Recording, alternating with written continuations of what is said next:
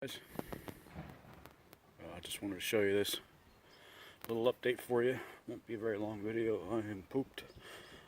There you have it. I got my radiant heat installed. You can tell I'm just worn out. I got the chills. I'm gonna get under the covers, go to sleep. I gotta eat first though. So there you go. That's what I got done.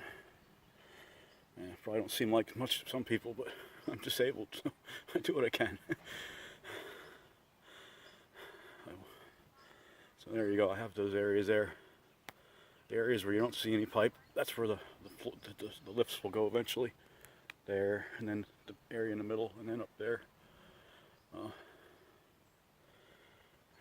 there's the door. There's the door. Over there is, oh, sorry. There's my manifold. I got all the pipes run to that. I'll get a better video of this tomorrow. I still have to cut all the zip ties. There's like 1,000 zip ties down there. But yeah, my body said no more. So I wish I could build the whole thing myself. So there's the extra pipe I had. I had about 50 foot on that roll.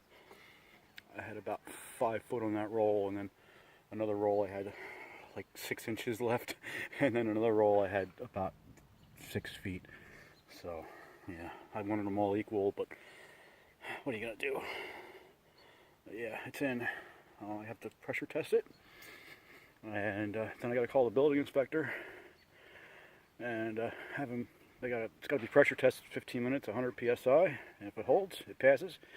And then I got the okay to pour the concrete. So then we'll be back Thursday to pour the concrete, and I think they're gonna put the siding on, but don't quote me on that. And then I gotta do something about my moat yet. So yeah, it's a quick video with my cell phone. Yeah, I know it's blurry, sorry. Just wanted to give everybody an update. Didn't want to let everybody update list, but I'm tired. So everybody take care.